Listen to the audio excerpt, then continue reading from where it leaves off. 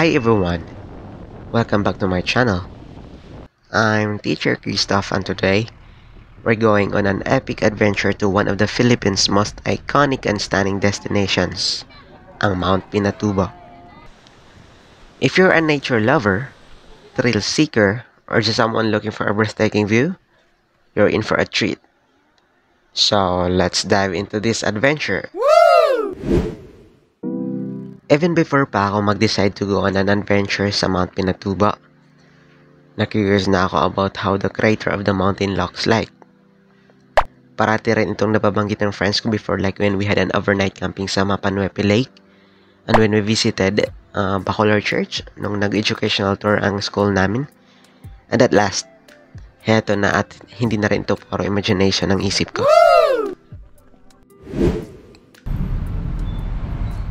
Alright, so our journey begins a night before the trail. We're starting from Jollibee Rock Plaza as our meetup location and we'll be driving to Butulan, Zambales.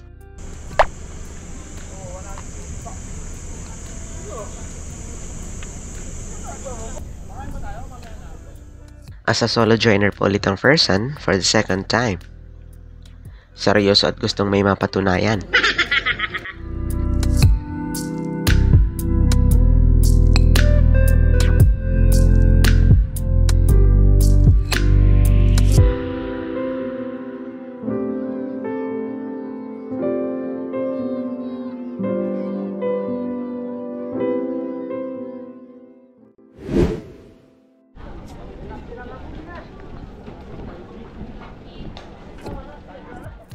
So, once we reach the base camp, magkakaroon muna ng konting orientation and we'll hop on a 4x4 jeep to tackle the rough terrain leading up to the trekking point. And then next is Nissan Castle Sightseeing. Dito makikita po yung mountain formation.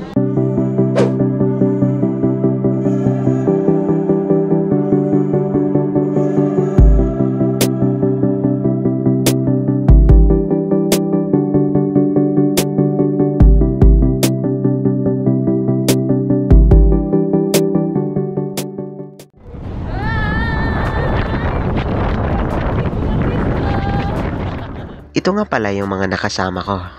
Sina Jingjing, Kaloy, at yung magjowa na nasa loob ng jeep.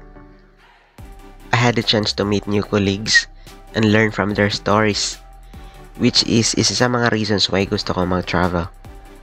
At gusto ko rin talaga mag-explore ng new places. And speaking of exploring, ituloy na natin to. Let's go!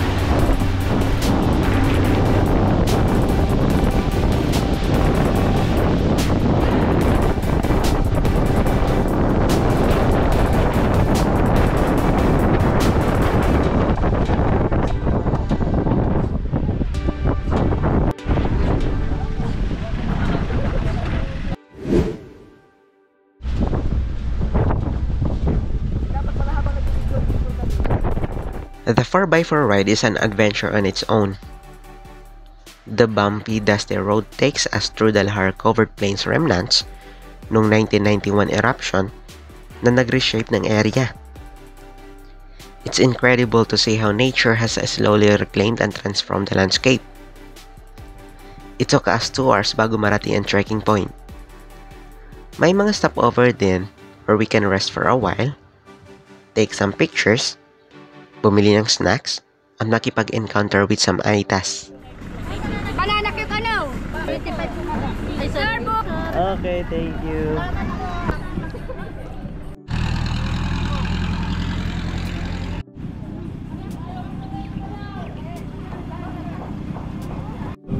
Ito yung village where we stopped for a short break and we had a chance na makasalamuha sa mga Aitas and we shared some of our food sa mga bata. The smiles and happiness from their faces, their being hospitable, grabe. Isa ito sa magagandang experiences ko with community immersion.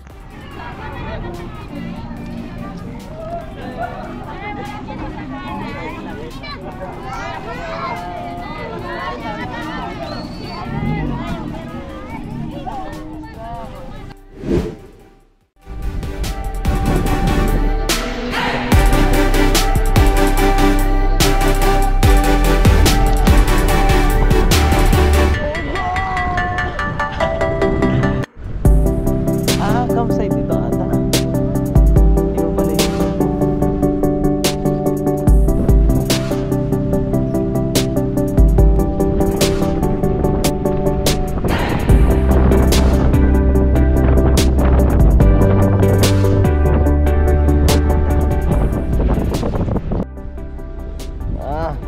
Pababa.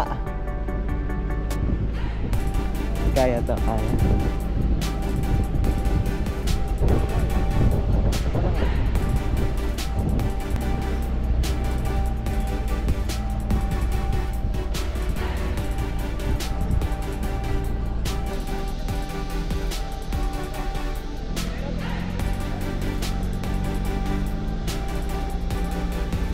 Baba tayo.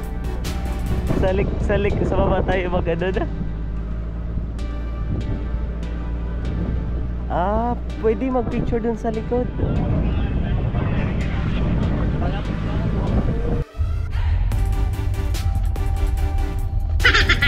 May internet service. Dito ako nag-internet.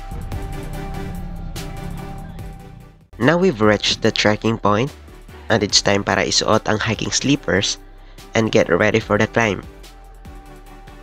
Ang pag-akyat papunta sa Crater Lake is almost an hour hike depending on your pace. The trail is well marked and surrounded by stunning scenery, kaya ihanda parati ang inyong camera.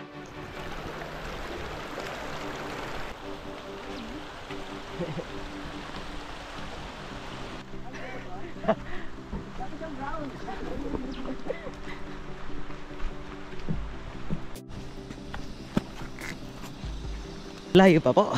Layo pa. Kakasimula lang namin. Sorry.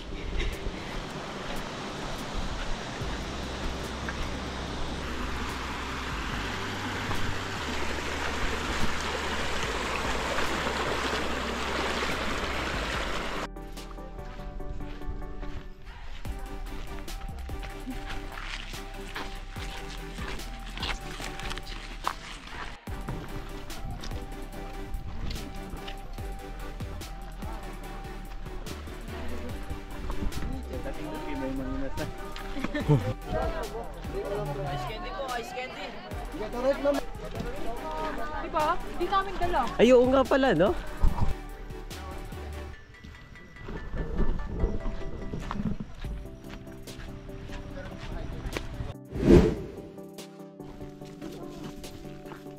As we trek up, mapapansin ang incredible variety of volcanic rock formations and lush vegetation na umusbong sa kakaibang kabaligiring ito. Ang malimig na simoy ng hangin and the thrill of the climb make the hike a truly memorable experience. Less than an hour ang akyat namin.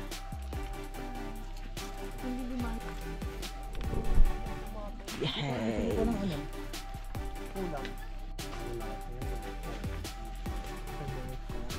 Yay! 5 minutes na lang daw. Hi, 5 minutes and 3 hours. Wali? Hindi pa ka tayo nadating. Ay, malapit lang. 3 hours. Ito ba? Oo. Kala ko talaga ba yung puto, diba? Nandun lang pa? Oo, naman 100 meters na 3 hours pa. Welcome to my channel. Welcome to my vlog. Welcome to her channel and unsubscribe natin. More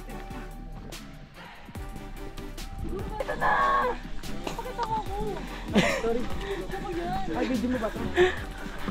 Ayan na. Ay, hindi pala naka-play. Hindi naka-play. Talong-talong ka pa.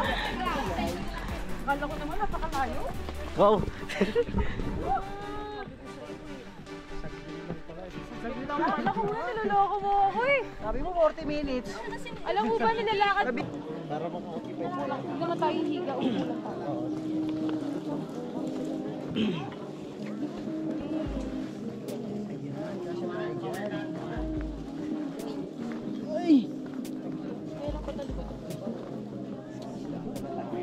Ay, saan ka? Naka-play yan. Ay, oo. Kasya?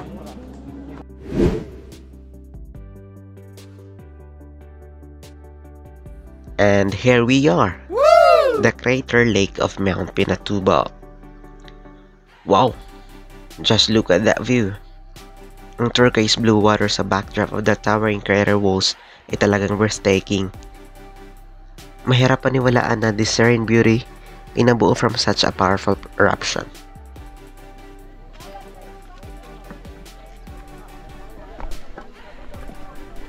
Dahan-dahan bigla. We decided to go down sa mismong crater para mas maging sulit ang experience. And we took lots of photos. Medyo challenging nga lang if paakyat na kayo.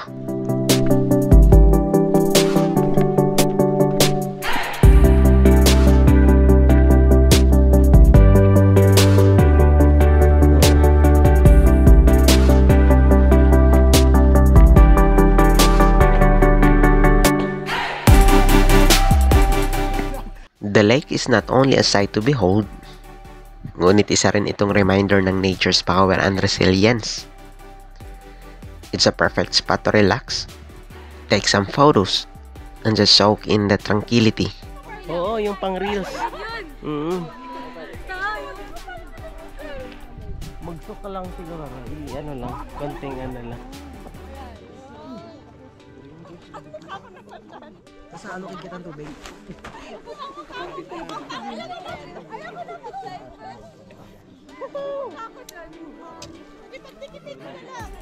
Okay lang, picture na lang.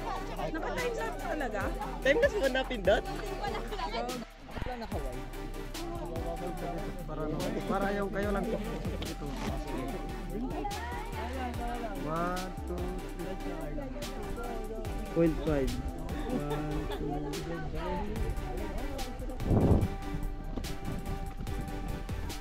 Pwede ito maging penitensya.